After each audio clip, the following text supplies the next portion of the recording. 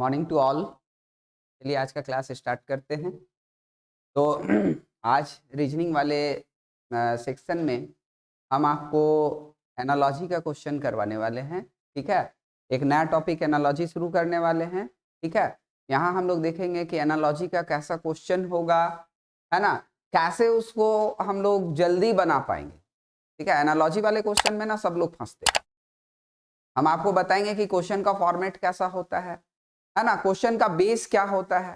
ठीक है, जब भी आपके पास एनालॉजी का क्वेश्चन आए तो हमको कौन कौन से बातों को ध्यान में रखना चाहिए, है ना। क्योंकि यहाँ पर क्या होता है ना कि रीजनिंग में कुछ ऐसे टॉपिक है ना जहां पर कि आपको कोई फॉर्मूला नहीं होता है कि चलो क्वेश्चन आ गया तो ये फॉर्मूला लगा लिए। तो ये मैथ के जैसा, कुछ टॉपिक मैथ के जैसा भी होता है, बट कुछ ऐसे टॉपिक होते हैं ना जो मैथ के जैसा नहीं होते कि सिंपल इंटरेस्ट निकालना है तो PRT/100 कर लिया। तो ऐसा नहीं होता। यहाँ पर क्या होता है ना कि आपको लॉजिक ढूंढना होगा, कि पैटर्न ढूंढना होगा कि क्या हो रहा है यहाँ पे। ठीक है, तो चलिए शुरू करते हैं हम लोग। तो हम लोग आज का टॉपिक है हम लोगों का एनालॉजी, है ना, एनालॉजी। ठीक है, सबसे पहले तो ये बात हो जाता है कि एनालॉजी है क्या। सबसे पहले समझेंगे कि एनालॉजी है क्या। कोई भी टॉपिक अगर हम लोग शुरू करते हैं तो ये जानना जरूरी होता है कि ये है क्या, इसमें पढ़ना क्या है ना।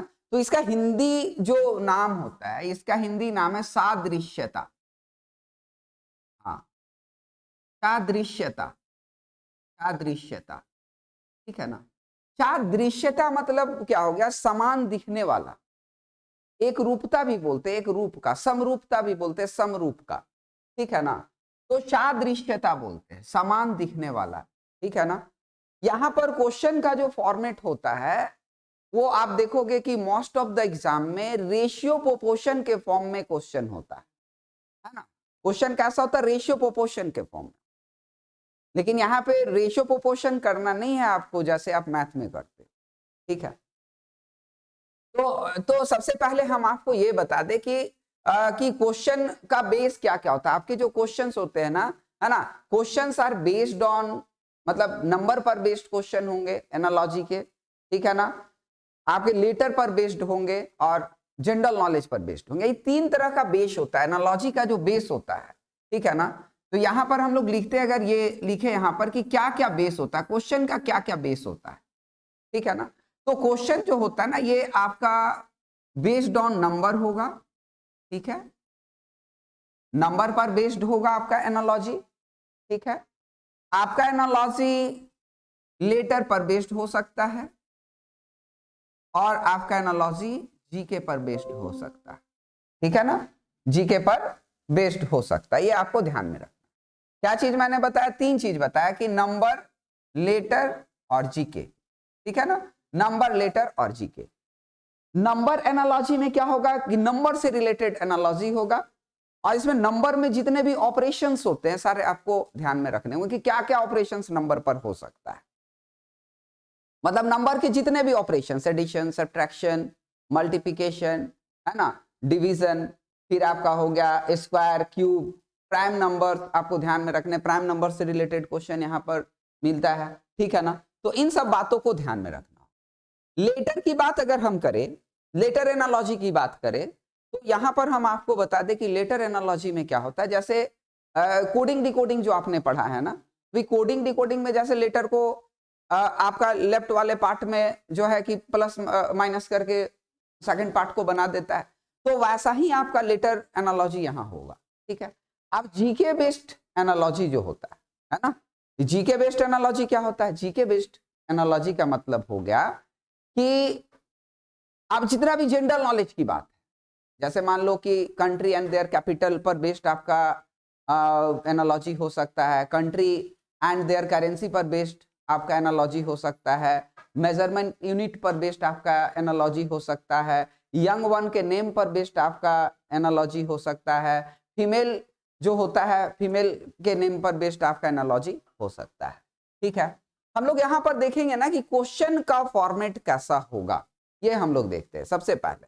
ठीक है, कि क्वेश्चन का क्या होगा फॉर्मेट यहाँ पर। ठीक है ना, तो एक बार हम लोग नेक्स्ट में आ जाते हैं कि क्वेश्चन का फॉर्मेट कैसा होगा। देखिए इस तरह का क्वेश्चन आपको लिखा हुआ मिलेगा, है ना, क्वेश्चन इस तरह का लिखा हुआ मिलेगा। सबसे पहले हम यहाँ पे बात कर लेते हैं नंबर एनालॉजी की, ठीक है ना। तो देखिए इस तरह से क्वेश्चन मिलेगा लिखा हुआ, है ना, ध्यान दीजिएगा। If 5 is related to, if 5 is related to 125, then 6 is related to question mark.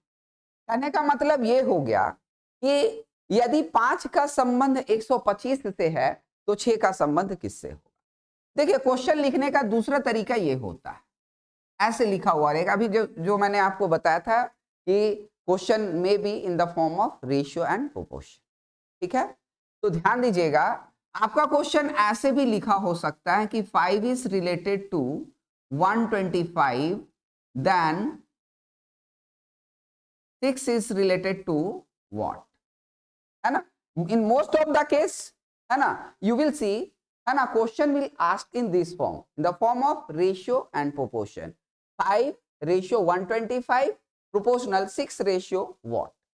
तो यहां पर रेशियो प्रोपोर्शन के जैसा आपको क्वेश्चन को सॉल्व नहीं करना, आपको ये आइडेंटिफाई करना है, आपको आइडेंटिफाई करना है कि how 5 is related to 125, how 5 is related to 125। Because देखो यहाँ पे जब क्वेश्चन लैंग्वेज में लिखा हुआ तो एकदम क्लियर है कि 5 is related to 125, then 6 is related to what, right. तो आपको आइडेंटिफाई करना है, आपको पता लगाना है कि how, what is the relations between 5 and 125, and similarly, है ना, you have to find the same relations, ठीक है, फ्रॉम 6, ठीक है। 6 से आपको सेम रिलेशन फाइंड करना है एंड यू विल गेट, है ना, what will come in the place of question mark. But one things more, यहां अगर हम लोग देखें 5 से 125 का रिलेशंस, तो there are so many relations. तो क्या क्या रिलेशंस हो सकता है 5 और 125 का?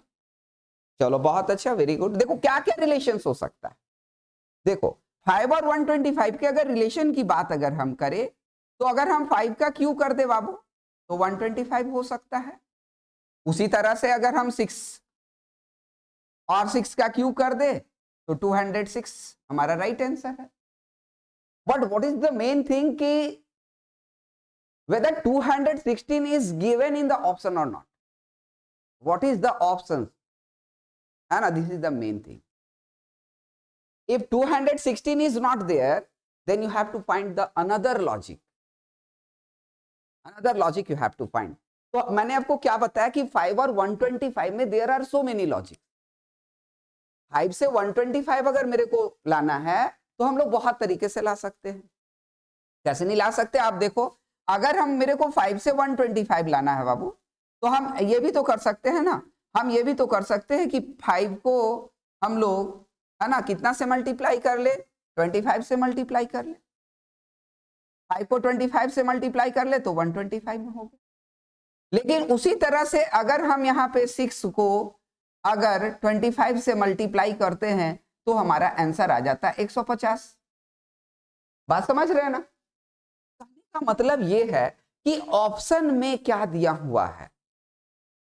और यहां पर मैं आपको बता दूं कि क्वेश्चन सेटर बहुत केयरफुली ऑप्शन को सेट करता है।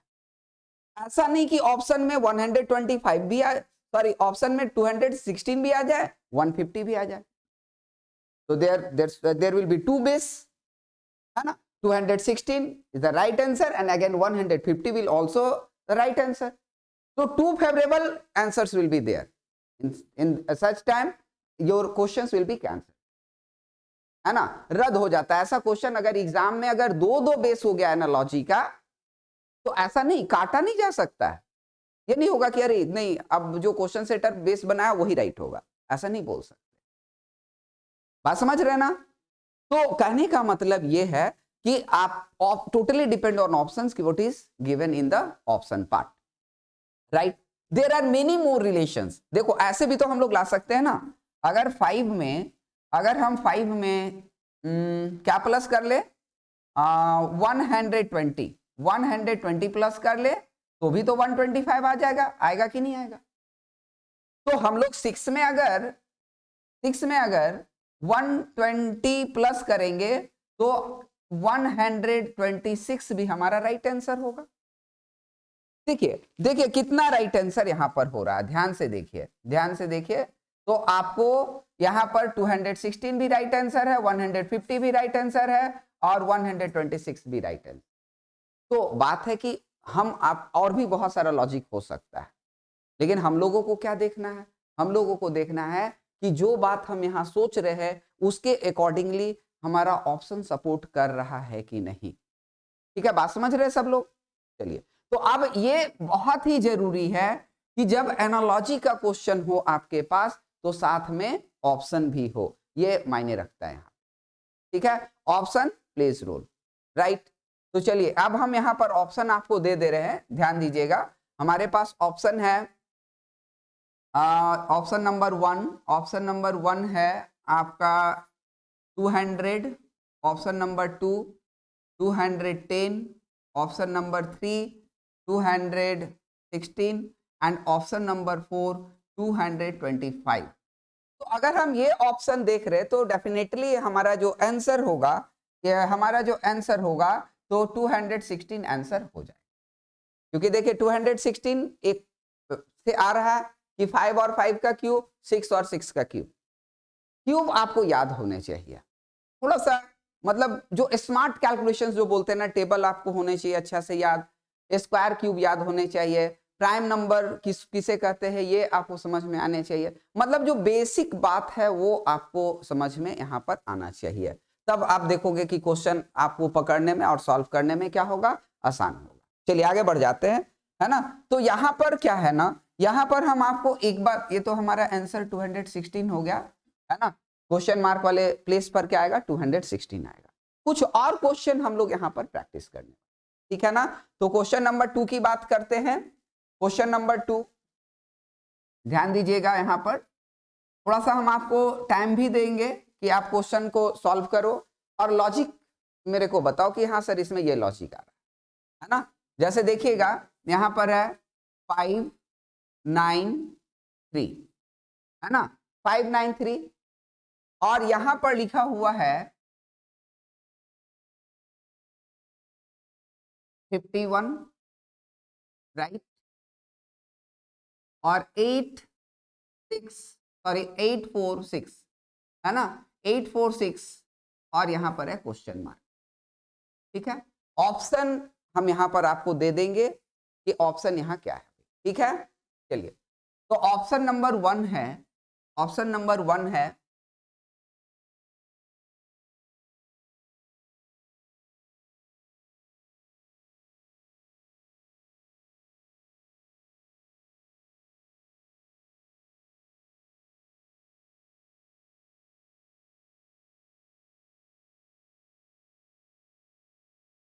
देखिए ये 4 ऑप्शन आपके पास यहां पर दिया हुआ है।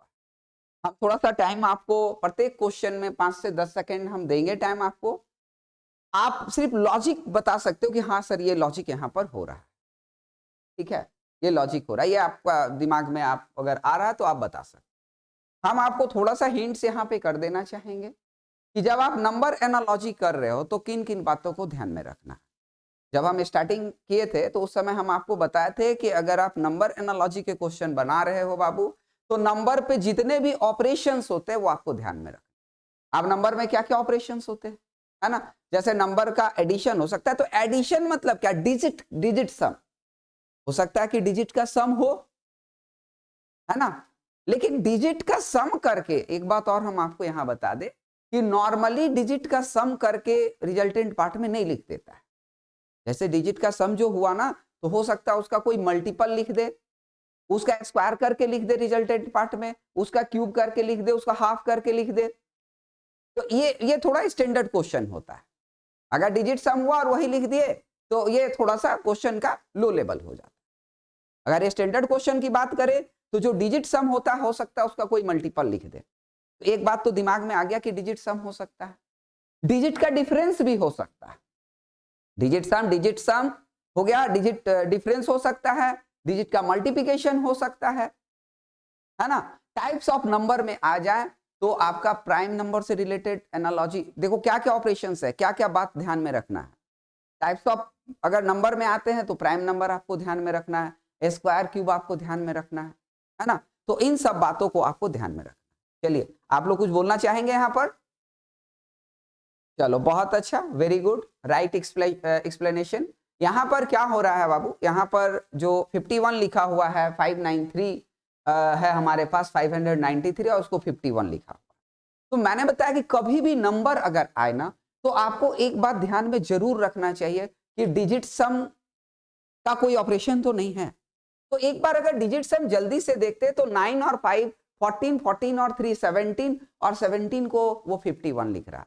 तो आपको देखना होगा कि is there any relation between 17 and 51? तो yes there is a relation, है ना। 51 is the 3 times of 17, 51 is the 3 times of 17। 17 का 3 गुना है 51, 17 तिया 51। तो मैंने क्या बताया था कि डिजिट सम का कोई मल्टीपल वो वहां पर लिख सकता है। हमेशा ये नहीं सोचना कि डिजिट सम आ गया 17 और वहां पर 17 है कि नहीं, ऐसा नहीं सोचना। 17 भी हो सकता है, 17 का कोई गुणज भी हो सकता है, 17 का स्क्वायर क्यूब भी हो सकता है, राइट। चलिए तो यहां पर हम एक्सप्लेन कर दे कि पैटर्न क्या है हमारे पास यहाँ। तो 5 + 9 + 3 है ना, 5 + 9 + 3 एंड दिस इज 17 और 17 का 3 टाइम्स अगर हम करें तो 51 आए। हमको ये देखना है कि is there any relation between 17 and 51?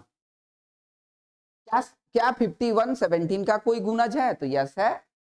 तो वैसा ही काम हम लोग यहां करेंगे। अच्छा दूसरी बात और कि सेकंड वाला पार्ट में अगर वो काम हम करेंगे तो हमारा एक आंसर भी सपोर्ट करना चाहिए। अगर आंसर सपोर्ट नहीं किया तो हम जो सोच रहे हैं, हम जो पैटर्न बनाए हैं, हम लोगों ने जो आइडेंटिफाई किया है पैटर्न, वो यहाँ पर फिट नहीं बैठ रहा तो वो आंसर नहीं होगा। राइट आंसर होते हुए भी वो आंसर नहीं है तो आपको दूसरा पैटर्न फिर सोचना। इसको समझने के लिए पहला क्वेश्चन ही हम दे दिए थे, ठीक है। तो यहां पर जल्दी से आपको चेक कर लेना चाहिए 8 और 4 12 और 6 18 और 18 का 3 टाइम्स 18 3 = 54। देखिए यहां पर है 18 तिया 54, है कि नहीं है? चलिए तो अब हमारा जो सेकंड पार्ट है बाबू ये होगा 8 + 4 + 6 एंड इट विल बी 18 और 18 का 3 टाइम्स करेंगे तो ये होगा 54 और देखिए 54 ऑप्शन में यहां पर बात समझ रहे हैं ना। Then 54 will be your answer. चलिए हम बात करते हैं क्वेश्चन नंबर 3 की बात है ना। क्वेश्चन नंबर 3 अब यहां पे ध्यान से समझिएगा बात, ठीक है। यहां पर है हमारे पास 9 4 9 4 और 125, ठीक है।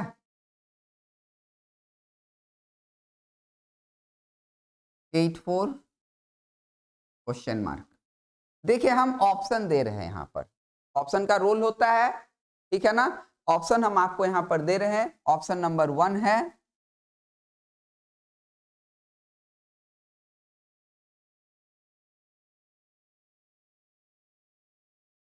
सेकंड ऑप्शन है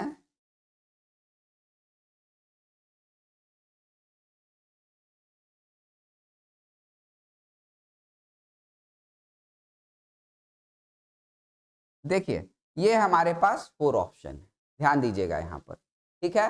ध्यान देना है कि 94 को अगर हम 125 लिख रहे हैं तो 84 को क्या लिखेंगे, ठीक है। 84 को क्या लिखेंगे? तो एक बार आपको यहां पर अपना एफर्ट लगाना, हम आपको पहले ही बताया टॉपिक शुरू करने से यहाँ पे पहले ही हम आपको बताए थे कि यहाँ पर फॉर्मूला नहीं होगा, आपको लॉजिक देखना होगा कि 9 और 4 को किस तरह का ऑपरेशन करे कि 125 आ जाए, है ना, ये आपको देखना होगा, ठीक है। चलिए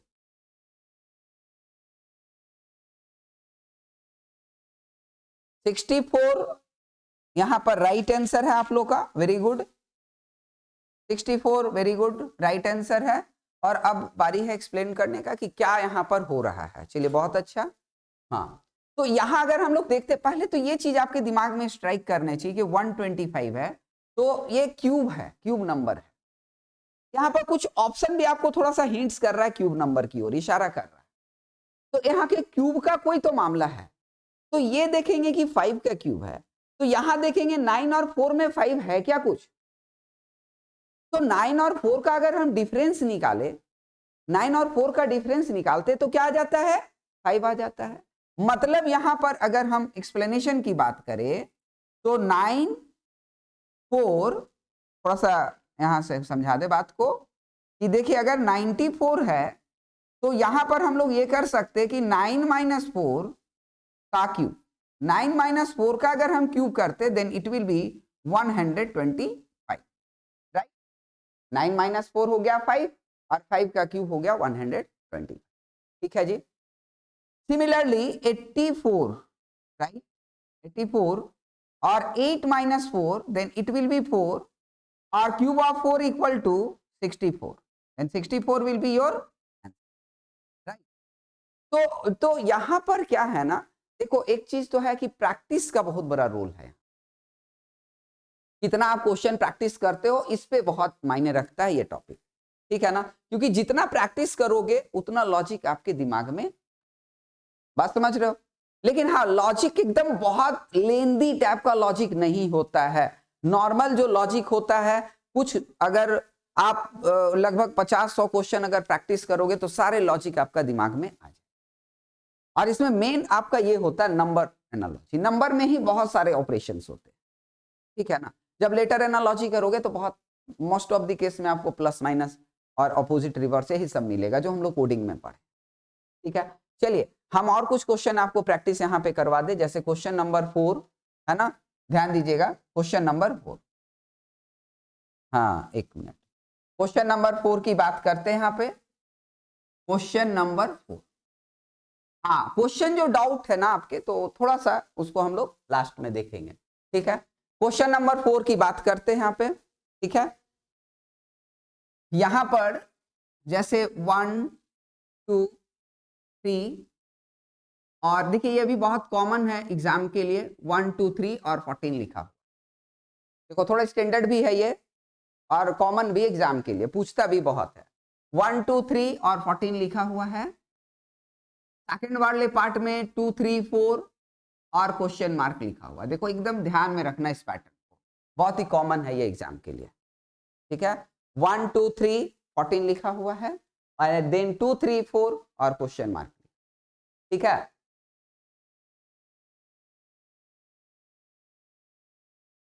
यहां पर हमारे पास ऑप्शन है 29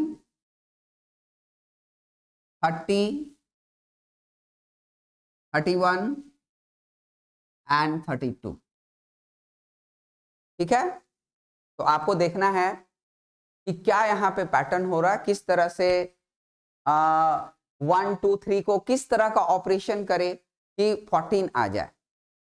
तो आपको एक बात यहाँ पर जब भी हम लोग एक क्वेश्चन करेंगे तो आपके पास एक नया नया पैटर्न भी दिमाग में आते जाएगा, ठीक है, और उसको आपको समझना भी है, आगे उसका इंप्लीमेंट भी करना है, ठीक है।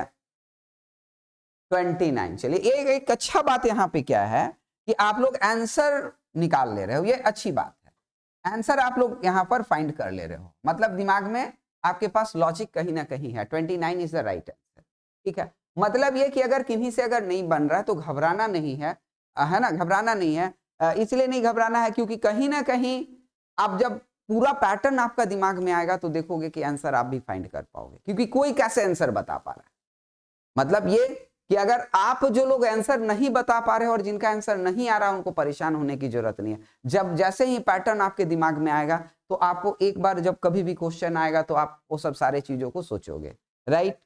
चलिए तो यहां पर हम बात ये करते हैं, यहां हम ये बात करते हैं कि क्या हो सकता है, क्या है यहाँ पर, ठीक है, 29 राइट आंसर है और यहाँ पर क्या होगा सोल्यूशन, तो हाँ बहुत अच्छा, यहां पर क्या क्या हुआ है, जैसे 1 2 3 है ना, तो क्या ये है कि 1 का स्क्वायर प्लस 2 का स्क्वायर प्लस 3 का स्क्वायर, सारे जो डिजिट है उसके स्क्वायर करके और यहाँ पर वैल्यू लिखा हुआ है 14, जैसे 1 का स्क्वायर 1 हो गया, 2 का स्क्वायर 4 हो गया, 4 और 1 5 हो गया और 3 का स्क्वायर 9 हो गया, तो 9 और 5 आपका 14 हो गया। देखो एक बात, हम जब पढ़ाते बच्चों को तो ये बच्चे की तरफ से क्वेश्चन होता है कि सर हम ऐसे कैसे सोच ले, थोड़ा परेशान हो जाते हैं एनालॉजी में कि सर हमारे पास क्वेश्चन आया तो हम ऐसे कैसे सोचे। देखो पैटर्न आपको स्टोर करना होगा अपने दिमाग में, और मैंने अभी बताया क्या ना कि जितना क्वेश्चन आप प्रैक्टिस करोगे उतना आपके पैटर्न स्टोर होते चला जाएगा, है ना। लेकिन ऐसा नहीं होता है कि एकदम बहुत सारा पैटर्न है, ऐसा कुछ नहीं है। कुछ क्वेश्चन अगर आप कर लोगे, 150 क्वेश्चन कर लोगे तो देखोगे कि उसी सब सारा पैटर्न आपका बार बार रिपीट होते रहता है, ठीक है। चलिए, तो हम लोग यहाँ पर 2 3 4 है ना, ध्यान दीजिएगा 2 3 4, और यहाँ पर 2 का स्क्वायर प्लस 3 का स्क्वायर प्लस 4 का स्क्वायर अगर हम लोग कर ले देन इट विल बी 29, मतलब 29 हमारा आंसर यहाँ पर होगा। ये आपको ध्यान से समझना है बात को। चलिए चलिए हम बात करते हैं क्वेश्चन नंबर 5 की, क्वेश्चन नंबर 5 की, ठीक है ना। यहाँ पर ध्यान दीजिएगा, यहाँ पर जैसे हमारे पास यहाँ क्वेश्चन है, देखो एक और क्वेश्चन जो कि बहुत पूछता है एग्जाम, बहुत ही कॉमन है एग्जाम के लिए, ठीक है। और यहाँ पर हम आपको दे रहे हैं जैसे 2 और 3, है ना, बहुत सिंपल सा क्वेश्चन है, ये बहुत सिंपल सा क्वेश्चन है। 2 एंड देन 3, और इसके बाद है 5 और क्वेश्चन मार्क, एकदम एकदम छोटा सा क्वेश्चन, ठीक है। 2 के बाद है 3, तो 5 के बाद क्या हो। एक चीज तो हम देखते हैं कि सर यहाँ तो भी +1 है, तो वहां भी +1 कर लेंगे, लेकिन depend on option. Very good, कि ऑप्शन में 6 है कि नहीं, फिर ये मायने रखता है कि ऑप्शन में 6 है कि नहीं, ठीक है। तो अब यहाँ पर ये चीज फिर आपको ध्यान से समझना होगा बात को कि ऑप्शन में वो है कि नहीं भाई 6, तो ऑप्शन में 6 नहीं है, ठीक है। आपका ऑप्शन में है क्या, ऑप्शन में है 7, सेकंड ऑप्शन है 11, थर्ड ऑप्शन है 13 एंड फोर्थ ऑप्शन है 17, ठीक है। ये आप यहाँ पे ध्यान से समझिए कि क्या हो रहा है, कैसे हो रहा है, क्या है यहाँ पर। हाँ, जैसे 11 आपने बोला तो 11 का क्या लॉजिक है,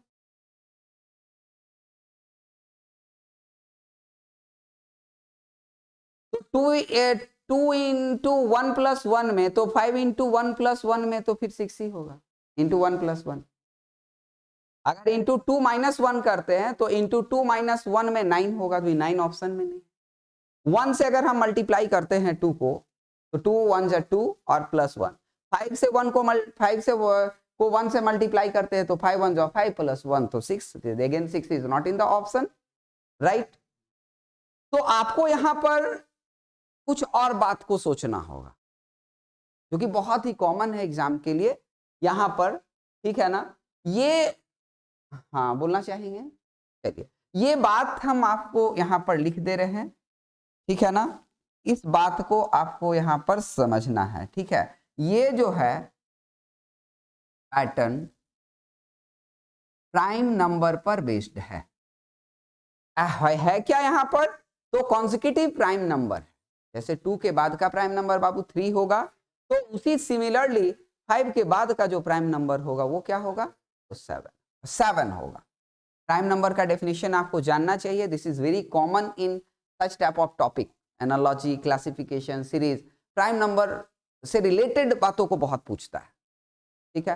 प्राइम नंबर कहते किसको है ना, number which are not divisible by any other number except है ना 1 और इटसेल्फ, ठीक है। तो ये बात आपको ध्यान में रखना है कि कोई भी नंबर अगर किसी से डिवाइड नहीं होता है 1 और इटसेल्फ को छोड़ करके, तो वो प्राइम नंबर कहलाता है।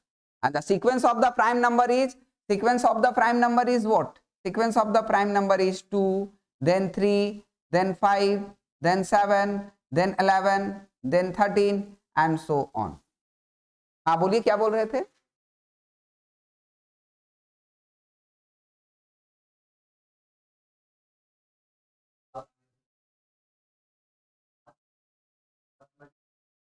हाँ हाँ हाँ हो सकता है, हो सकता है। कहने का मतलब ये हो गया ना कि देखो यहाँ पर अभी फिलहाल जो हम कुछ भी काम करेंगे, हमारा कुछ भी आंसर आएगा तो और मान लो एक पैटर्न से और आ रहा है तो ऑप्शन फिर सपोर्ट करना चाहिए, है ना, ऑप्शन सपोर्ट करना चाहिए। और दूसरी बात एक और कि यहाँ पर ना हम लोग सेम पैटर्न को फॉलो करते हैं, सीरीज के जैसा क्वेश्चन को नहीं बनाते हैं, है ना, क्वेश्चन को सीरीज के जैसा नहीं बनाते, जो यहाँ पर है पैटर्न उसी पैटर्न को यहाँ पर सिमिलरली फॉलो करेंगे, ठीक है ना। तो चलिए नेक्स्ट हम आ जाते हैं। यहाँ तो आप लोग बात समझ गए कि आपके क्वेश्चंस जो है कि एडिशन पर बेस्ड हो सकता है, सब्ट्रैक्शन पर भी बेस्ड हम लोग रखे, मल्टीप्लिकेशन हो सकता है कि जितने भी डिजिट है सबको मल्टीप्लाई कर दे, है ना, और रिजल्टेंट पार्ट में लिख दे, ठीक है ना। आपका स्क्वायर पर बेस्ड हो सकता है, आपका प्राइम नंबर पर बेस्ड हो सकता है, तो इन सब बातों को आपको ध्यान में रखना है, ठीक है। मतलब बहुत सारा ऑपरेशंस होता है, ये आपको कहीं से भी किसी भी बुक से 50-100 क्वेश्चन आपको प्रैक्टिस खास करके नंबर वाला कर लेना चाहिए, ठीक है। और बहुत ज्यादा रिलेशंस नहीं, आप कुछ क्वेश्चन अगर प्रैक्टिस करते जाओगे तो पूरा बात आपको समझ में आ जाए। देखिए अब हम बात करते हैं नेक्स्ट हम बात करते हैं, जैसे क्वेश्चन नंबर 6 की बात करते हैं। यहाँ पे ध्यान दीजिएगा, क्वेश्चन नंबर 6, और यहां पर हम आपको देने वाले हैं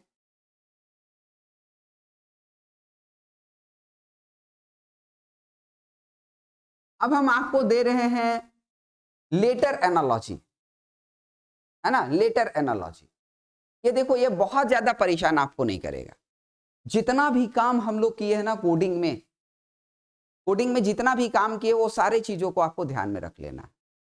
अब जब हम लोग कोडिंग डिकोडिंग करते हैं तो किन किन बातों को ध्यान में रखते हैं, लेटर का एडिशन हो सकता है, सब्ट्रैक्शन हो सकता है, लेटर में मल्टीप्लिकेशन डिवीजन जनरली नहीं होगा, अगर नंबर पे कन्वर्ट होगा तब होगा। नॉर्मल में अगर लेटर टू लेटर है तो वहां पर एडिशन सब्ट्रैक्शन होगा, रिवर्स होगा, अपोजिट होगा, है ना। मतलब ये जो 4-5 चीज है उससे बाहर आपको जाने का जरूरत नहीं होगा। जैसे यहां पे ध्यान दीजिएगा, एन और एम लिखा हुआ है, भी, सी और जी लिखा हुआ, आपको कोड बनाना है यहाँ पर होम का कोड बनाना, ठीक है। बहुत ज्यादा यहाँ पे ऑप्शन का रोल नहीं है, अगर पैटर्न अगर पकड़ में आ जाता है तो देखोगे कि वहां पर आपका ऑप्शन फिट बैठ जाएगा, ठीक है ना। चलिए हाँ, देखिए एक चीज यहाँ पर आप लोगों का एक्सप्लेनेशन सही है कि अपोजिट लेटर का सेट यहाँ पे हो रहा है ना। कुछ लोगों को एक बार में नहीं समझ में आएगा कि सर क्या हो रहा है, लेकिन आपको करना क्या चाहिए कि फर्स्ट से फर्स्ट को रिलेट करना चाहिए। तो कभी भी एम एन आ रहा है तो ये एम एन मैंने आपको याद करवाया था कि एम एन मोबाइल नंबर, है ना, this is the set of opposite letter.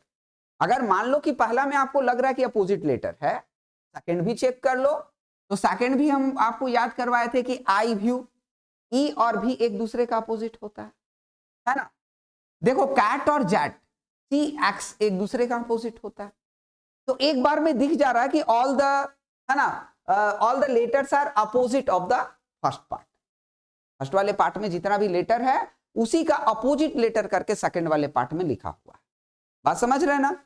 और ये और मैच कर लीजिए, देखिए जीटी रोड होता है कि नहीं, जीटी रोड, तो ये सारा जो है ना यहां पर अपोजिट लेटर का सेट है।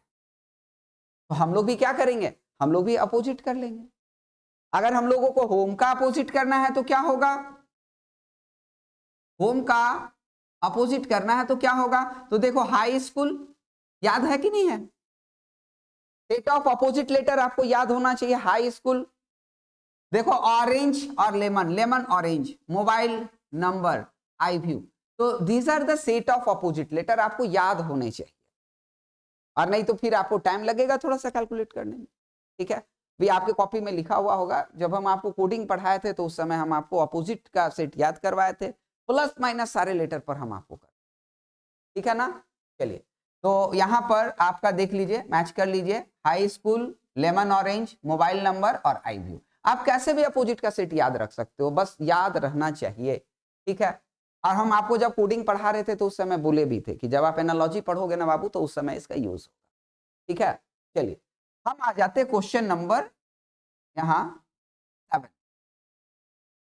7 में आ जाते हैं, ध्यान दीजिएगा।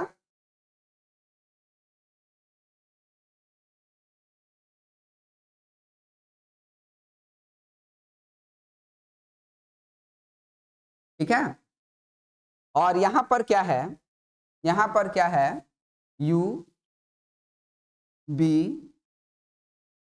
Z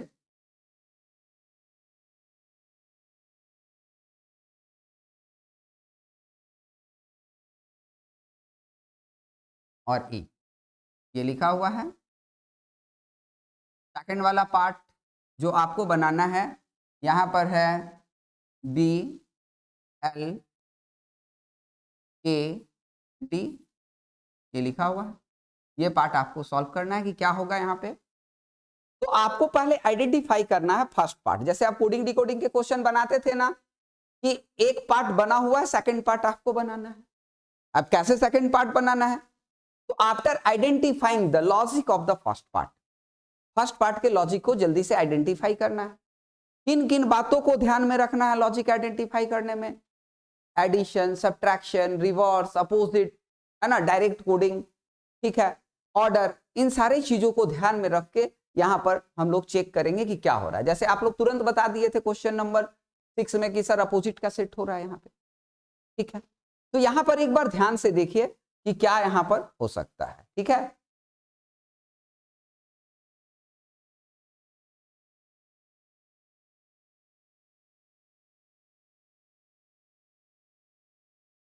और आंसर ना बता के आप लॉजिक मेरे को डायरेक्ट बता सकते हो कि हाँ सर ये लॉजिक यहां पर हो रहा है, ठीक है।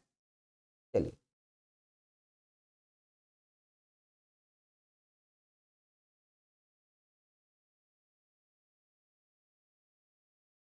चलो बहुत अच्छा, वेरी गुड। हम थोड़ा सा वेट करते हैं कि आप लोगों में से किसी का आंसर आए। इससे क्या होता है कि और लोग जिनका आंसर नहीं आ रहा उनके भी थोड़ा सा कॉन्फिडेंस बढ़ते हैं कि भाई किन्हीं का आ रहा तो मतलब आंसर आ सकता है, थोड़ा सा मेहनत करके। +8 का लॉजिक यहां पर सही है, वेरी गुड, है ना। +8 का लॉजिक यहां पर सही है। देखो कैसे पता चलेगा कि +8 का लॉजिक है सर, देखिए हम लोगों को नॉर्मली एडिशन सब्ट्रैक्शन तो पहले करना ही चाहिए। तो अगर आप देखोगे कि सर ये है हमारा 13 और यहां पे लिखा हुआ 21, तो 13 से 21 +8, वेरी गुड। यहां पे क्या हो रहा है, +8। चलो फिर हम देखते हैं 20 से देखो ये वैल्यू जो होता है ना, b का जो वैल्यू होता है ये 2 भी होता है और 28 भी होता है। ये बात को सीख लो यहाँ पे, ये आपके लिए थोड़ा सा नया बात है। यहाँ पे बात को ध्यान से समझिए कि b का वैल्यू तो 2 होता है, अब b का वैल्यू 28 भी होता है। ये 28 कहां से आ गया सर, देखिए, हाँ देखो ये b का वैल्यू 28 कैसे होता है, b तो आप जानते ही 28 कैसे होता है। तो मैंने बताया कि कभी भी हम अल्फाबेट में अगर प्लस कर रहे हैं और पता चल रहा है कि नहीं अब जेड से हमारा क्रॉस हो रहा है, तो जेड के बाद जब ए आएगा ना तो जेड का वैल्यू 26 होता है। जेड के बाद जब ए आएगा तो ए का वैल्यू यहां पर 27 हो जाएगा, और बी का वैल्यू क्योंकि 2 है तो 26 में 2 प्लस करेंगे तो 28 हो जाएगा। अगर ये बात आपको समझना है तो ऐसे समझ सकते हो कि अगर चूंकि हम लोग यहां पर अल्फाबेट को सर्कुलर ट्रीट कर रहे हैं, तो जैसे ही अगर हम यहां से शुरू कर रहे हैं, मान लीजिए ए बी सी, और करते करते हम लोग यहां जेड में आ गए, तो वैल्यू है इसका 1 2 3, और इस तरह से ये करते करते यहां करते करते क्या आ गया, यहां पे 26 आ गया। 26 के बाद जब ए को हम काउंट करेंगे तो ये होगा फिर से 27, ये होगा 28, ये होगा 29 एंड सो ऑन।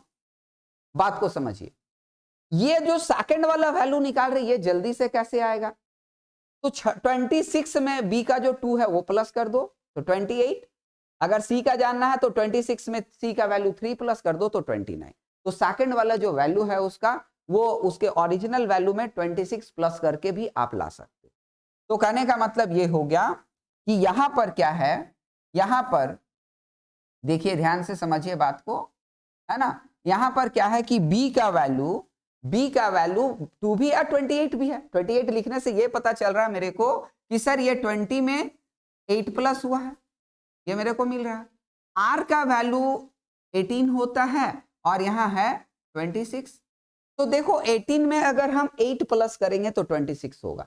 देखो एक बात और हम आपको समझाना चाहते हैं, यहां पर ये जैसे नंबर लिख के हम कर रहे हैं तो ये काम आपको नहीं करना है, ये काम आपको मेंटली करना है।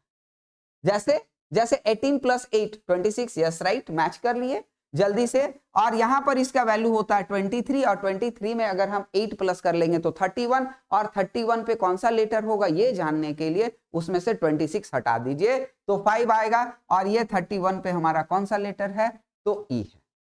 ठीक है, मतलब ये कि हम लोग को ये बात समझ में आ गया कि पूरे में 8 प्लस है, पूरे में क्या है 8 प्लस किया हुआ, सारे लेटर में 8 प्लस किया हुआ। बात समझ रहे कि नहीं समझ रहे, ये आपको पता करना होगा। हम आपको बार बार बता रहे हैं कि ये टॉपिक बेस्ड ऑन फॉर्मूला नहीं है, क्वेश्चन आ गया फॉर्मूला लगा लिए बना लिया, ऐसा नहीं है। ठीक है, एक तो हो गया कि हम लोग आइडेंटिफाई कर लिए कि +8 है। And what is the second thing? Second thing is what कि how to solve question quickly, मतलब जल्दी कैसे इसको बना। एक बात हम आपको सबको बता दें कि जब कभी भी आप सॉल्यूशन कर रहे हो और मेरे को यहाँ पर BLKD सब में +8 करना है, तो देखिए एक बात हम आपको हमेशा समझाते हैं कि जब कभी भी आप इसका सेकंड पार्ट को सॉल्व कर रहे हो और +8 आपको करना है, ऑप्शन को हमेशा देखते चलिएगा। क्यों ऑप्शन को देखते चलिएगा? सुन लीजिए बात को ध्यान से। बी में अगर हम 8 प्लस करते हैं तो 8 और 2 10, 10 पे कौन आएगा बोलो? जे आएगा। बहुत अच्छी बात है। हम लोग क्या करेंगे ना कि जल्दी से ऑप्शन को देखेंगे। बहुत बार क्या होता है कि 4 ऑप्शन जो हमारे पास होता है ना, उसमें एक ही ऑप्शन में पहला में जे होता है और वहां नन ऑफ दिस है भी नहीं, एक ही जगह जे है तो वही हमारा आंसर हो गया, पूरा को करने का जरूरत नहीं है। अब 2 जगह जे मिल गया तो बहुत अच्छी बात है कि सर 2 जगह जे मिल गया तो सेकंड वाला फिर देख लो। तो सेकंड देखेंगे, एल का वैल्यू 12 होता है, 12 और 8 20 होगा, तो हम जल्दी से देखेंगे कि जेटी किस में है। तो आप देखेंगे कि एक ही जगह, ये तो एक गुड लक है कि एक ही जगह जेटी मिला और आपको हम तरीका बताए हुए, ये बहुत काम करता है, ये ध्यान दीजिएगा। ये मैथ में भी काम करता है। जब आप कैलकुलेशन करते हो ना, आप कैलकुलेशन करते अब यूनिट डिजिट आ गया 5 और ऑप्शन में देख रहे कि यूनिट डिजिट एक ही जगह है 5, वही हमारा आंसर होगा ना। हम पूरा कैलकुलेशन फिर क्यों करेंगे? अगर आपको मल्टीप्लाई करने के बाद या कोई भी ऑपरेशन करने के बाद आपका आंसर आने वाला है तो पहले जब हम काम करते तो एक डिजिट तो हमको पहले मिलता है ना, मल्टीप्लाई करने पर भी एक डिजिट तो मिलता है, यूनिट डिजिट। तो यूनिट डिजिट जो मिला और अगर वही वहां पर है तो वो तो हमारा आंसर हो गया ना, तो आंसर करके फिर आगे बढ़ेंगे। लेकिन एक चीज बात को ध्यान में रखना होगा कि ऑप्शन में नन ऑफ दिस नहीं होने चाहिए। एसएससी, जेएसएससी, एसएससी बोल रहे हैं जो सेंट्रल लेवल के एग्जाम होते हैं, JSSC Jharkhand staff selection commission, और रेलवे के एग्जाम्स, और आपके जो मतलब other than banking examination, all have only 4 options, है ना। In most of the case there will be no none of this, है ना। जब 4 ऑप्शन होते हैं ना तो नन ऑफ दिस नहीं होता है। बैंकिंग वाले एग्जाम में where 5 options are there, then the 5th option is the most of the case none of this. ठीक है, तो नन ऑफ दिस जब है तो आपको पूरा चेक करना होगा, क्योंकि हो सकता है कि आपका जो आंसर आ रहा है वो आगे वहां पर नहीं हो ऑप्शन में। तो if there is none of this then you have to check all part. ठीक है, ये बात ध्यान में रखना होगा। फिर भी यहां बना दे 11 में अगर हम 8 प्लस करेंगे तो 19 होगा, 19 पे कौन सा लेटर है तो 19 पर है एस। ठीक है, ये क्या हो गया, छोटा कैसे हो गया ये? ठीक है, चलो, है ना।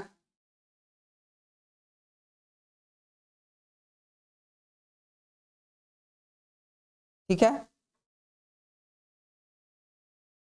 तो यहां हम लोग ध्यान से देखेंगे बात को,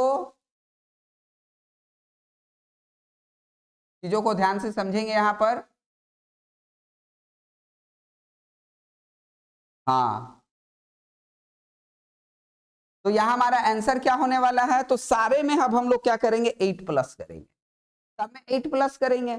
तो देखो बी में अगर हम 8 प्लस कर रहे हैं, अगर हम बी में 8 प्लस करते हैं, है ना, अगर बी में 8 प्लस करते हैं तो क्या होगा जे। ठीक है, और एल में 8 प्लस करते हैं तो क्या होगा, एल में 8 प्लस करते हैं तो टी, के में 8 प्लस करेंगे तो क्या होगा, है ना, 11 और 8 19 होगा, 19 पे कौन सा लेटर है तो एस, और डी में 8 प्लस करेंगे तो डी का वैल्यू होता है 4। आप 4 में 8 प्लस करेंगे तो 12, और यहाँ पर L12 हो गया, लंच 12। ये आपको ध्यान में रख, बस समझ गया ना सब लोग। तो ये हम लोग 8 प्लस। देखिए और क्या हो सकता है, ठीक है। अभी कौन सा नंबर में थे हम लोग, अभी हम लोग थे यहाँ पे क्वेश्चन नंबर 7। अब हम लोग देखेंगे क्वेश्चन नंबर 8 और क्या हो सकता है, ठीक है। चलिए तो क्वेश्चन नंबर 8 की बात करते हैं। देखो पैटर्न बहुत हो सकता है, ये बस हम लोगों को दिमाग में रखना है कि हाँ किन किन चीजों को ध्यान में रखना है, ठीक है। तो कोडिंग मैंने बोल दिया कि कोडिंग जितना भी आप पढ़े हो सब यहाँ पे एनालॉजी का लेटर वाले सेक्शन में सबको दिमाग में रख लो, है ना। देखिएगा एक और क्वेश्चन है आपके पास यहाँ पर,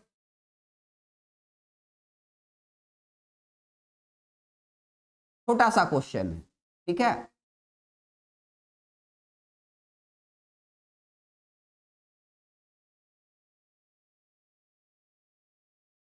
और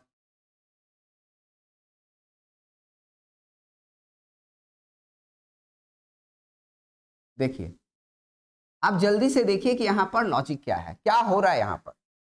कम COME और कोड लिखा हुआ है FNPD, FNPD, और उसी तरह से नेक्स्ट वर्ड है और वहां पर आपको फाइंड करना, ठीक है। चलिए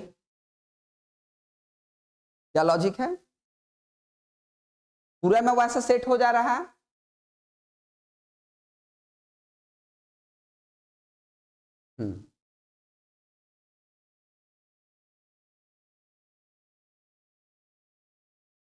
देखिए यहां पर हम आपको ऑप्शन भी देना चाहेंगे।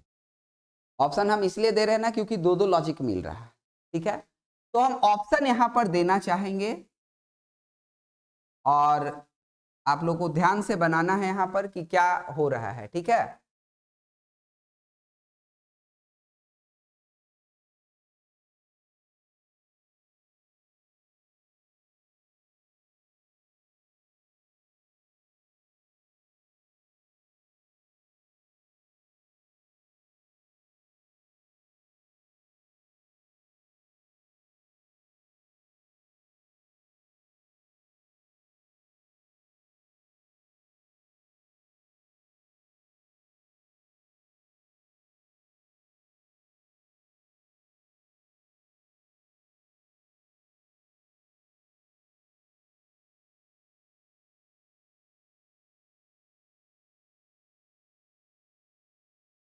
ये है हमारे पास ऑप्शन, 4 ऑप्शंस हैं। तो जो लॉजिक आप देख रहे हो वो लॉजिक से आपको देखना है कि उसके हिसाब से फिट बैठ रहा है कि नहीं यहाँ पर, हाँ उसके हिसाब से दूसरा हो जाए। तो चलो ये फिर से हमारा जो बात मैंने आपको समझाया था, क्या बोलते हैं क्वेश्चन नंबर 1 में कि बहुत सारा पैटर्न हो सकता है, बहुत सारे एस्पेक्ट हो सकते हैं। तो इस तरह से यहाँ पे दो दो लॉजिक बैठ रहा है, लेकिन एक लॉजिक से हमारा आंसर सपोर्ट नहीं कर रहा। तो अगर आंसर नहीं सपोर्ट कर रहा है तो जल्दी से आपको फिर देखना होगा कि कोई दूसरा लॉजिक है क्या, ये आपको देखना। चलिए यहां पर अपोजिट बोलना थोड़ा सा सही नहीं होगा, यहां पर रिवर्स वर्ड यूज करेंगे तो ज्यादा अच्छा होगा। आंसर आपका सही आ चुका है, बहुत अच्छी बात है ना। इसको बोलेंगे रिवर्स +1। अपोजिट मतलब अपोजिट लेटर हो जाएगा, एक अपोजिट Z B का Y वो हो जाएगा, यहाँ रिवर्स वर्ड यूज करेंगे। चलिए बहुत अच्छा, वेरी गुड। आप लोग यहाँ क्वेश्चन को बनाए हो। यहाँ पर देखिए क्या है, जिनका नहीं बनाए एक बार ध्यान से यहाँ पे समझिए बात को। देखो एक बात और आपको ध्यान में रखना चाहिए, हम आपको कोडिंग में भी समझाएं।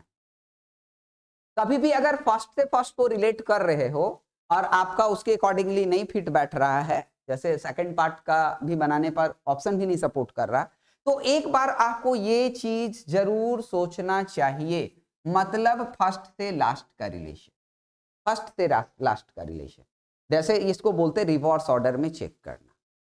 तो जैसे ही फर्स्ट से लास्ट को देखते हैं सर, तो मेरे को तो यहाँ पे मिल रहा है +1, और यहां से देखो तो O का भी P मिल रहा है, M का भी N मिल रहा है, E का भी F मिल रहा है। अरे ये तो पूरे में रिवर्स +1 है। या आप रिवर्स +1 भी बोल सकते हो पैटर्न को, या फिर आप बोल सकते हो +1 और फिर देन रिवर्स। तो सारे में आप चाहो तो +1 कर लो और फिर रिवर्स कर लो, या तो पूरे को रिवर्स कर दो फिर +1 कर दो। तो पैटर्न यहां पर जो है, पैटर्न जो है वो पैटर्न है रिवर्स +1 का, है ना। पैटर्न क्या है, रिवर्स +1 का पैटर्न, है ना। कैसे बनाएंगे यहां पर, है ना। ध्यान दीजिएगा कैसे बनाएंगे हम लोग यहाँ, जैसे अगर आपको पता चल गया कि रिवर्स प्लस वन का पैटर्न है तो हम लोग क्या करेंगे, जैसे n में प्लस वन करेंगे और क्या होगा, n में प्लस वन करेंगे तो ओ को लिखेंगे कहाँ, लास्ट में। रिवर्स ऐसे होता क्या कि फर्स्ट लेटर का कोड फर्स्ट प्लेस पे होता है, लेकिन अगर रिवर्स होगा तो n में प्लस वन करेंगे तो ओ कहाँ लिखेंगे, लास्ट में लिखेंगे। फर्स्ट का लास्ट में, सेकंड का सेकंड लास्ट में, थर्ड का थर्ड लास्ट में। ये काम हम लोग करेंगे, ठीक है। चलिए, तो n का o, e का f, x का y और t का u। हम ऐसा करते तो देखते हैं, है ना, u by f o, है ना। This is in option number 3, right. Clear है। तो ये पैटर्न है रिवर्स प्लस वन। इसको आप ऐसे भी लिख सकते हो कि plus one and then reverse, एक ही बात है। चलिए, अब हम आ जाते हैं यहां पर क्वेश्चन नंबर हाँ, यू कैसे हुआ, यहां पर देखो ई का एफ कैसे हुआ था। हाँ, जैसे टी का यू हुआ, एक्स का वाई हुआ, ई का एफ हुआ, एन का ओ हुआ, सारे में प्लस वन किया हुआ है और प्लस वन करके रिवर्स भी है, हम लोग भी करेंगे।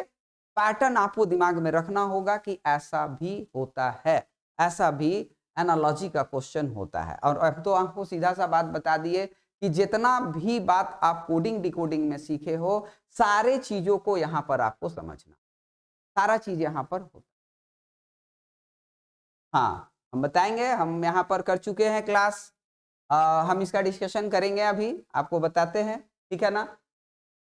चलिए, और नेक्स्ट हम देखते हैं यहाँ पर क्वेश्चन नंबर 9। तो एक बात तो हम लोग समझ गए कि यहाँ पर कोडिंग में जितने भी तरह, कोडिंग में क्या क्या हो सकता है, एडिशन सब्ट्रैक्शन तो हो ही सकता है, रिवर्स आप देख ही लिए, अपोजिट आप देख ही लिए। मोस्ट ऑफ द केस में ये पैटर्न आपको मिलेगा, मोस्ट ऑफ द केस में ये पैटर्न। एक क्वेश्चन और हम लोग जैसे देख लेते हैं, जैसे नंबर से रिलेटेड, ध्यान दीजिएगा, क्वेश्चन नंबर 9, है ना, क्वेश्चन नंबर 9 नंबर से रिलेटेड, ठीक है, नंबर से रिलेटेड। जैसे यहां पर ध्यान दीजिएगा, यहां पर है हमारे पास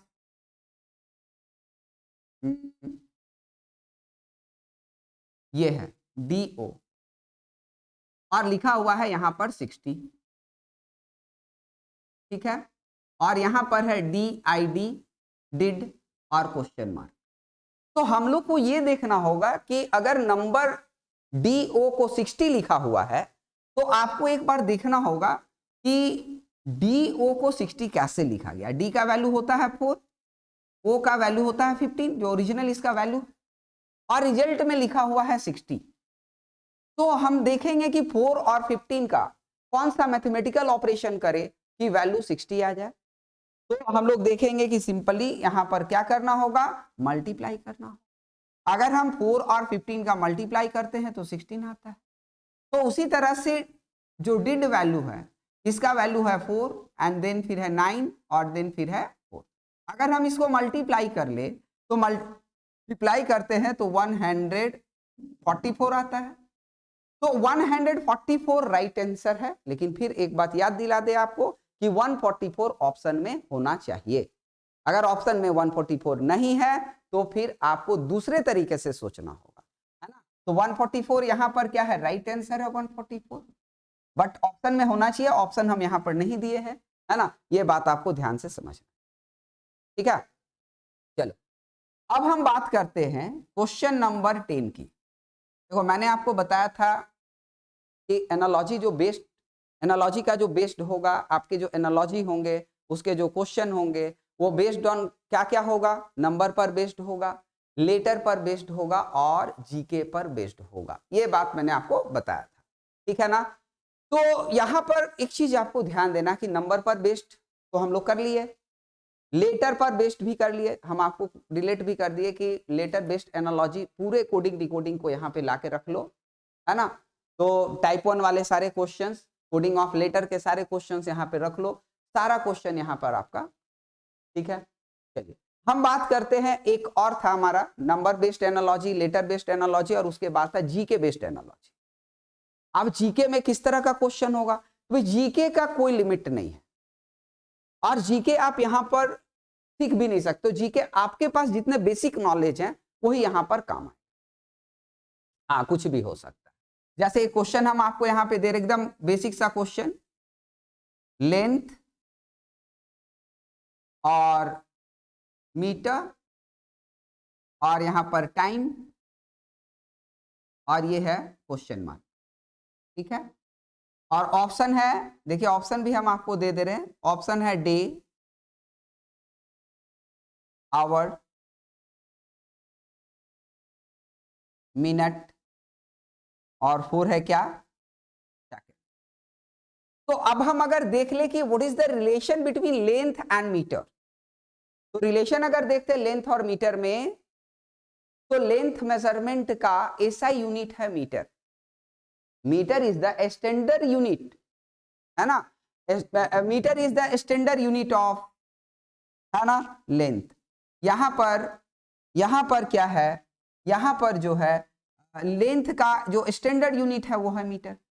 तो टाइम मेजरमेंट का जो स्टैंडर्ड यूनिट होगा, एसआई यूनिट जो होगा, है ना, तो वो क्या होगा, सेकंड होगा। तो ये जीके हो गया ना, ये जनरल नॉलेज हो गया कि आपको पता है कि नहीं एसआई यूनिट। तो लेंथ का एसआई यूनिट होता है क्या, लेंथ का एसआई यूनिट होता है मीटर। टाइम का एसआई यूनिट होता है क्या, टाइम का एसआई यूनिट होता है आपका सेकंड, है ना। तो ये चीज आपको समझना होगा, ठीक है। एक और क्वेश्चन हम आपको यहां पर प्रैक्टिस करवा देते हैं, ध्यान दीजिएगा, ठीक है ना। एक और क्वेश्चन हम आपको यहां पर प्रैक्टिस करवाते हैं, क्वेश्चन नंबर 11। तो यहां पर जीके में क्या क्या हो सकता है, हम आपको क्या बोले, जैसे कंट्री एंड देयर करेंसी भी हो सकता है, कंट्री एंड देयर कैपिटल भी हो सकता है। देखिए मेजरमेंट यूनिट दे रहा है, यंग वन का नाम, फीमेल वन का नाम हो सकता है। जैसे देखिए यहां है इंडिया और ये लिखा हुआ है यहां पर रुपीस। तो आपको देखना होगा कि क्या रिलेशन है सर यहाँ पे इंडिया रुपीस में।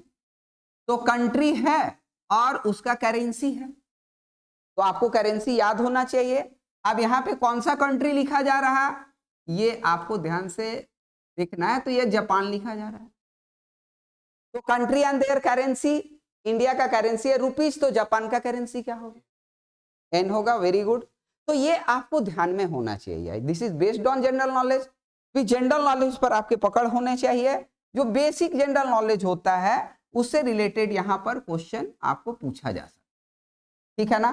तो ये हो गया, इसमें हम बहुत ज्यादा प्रैक्टिस नहीं करवाने वाले हैं, ठीक है ना।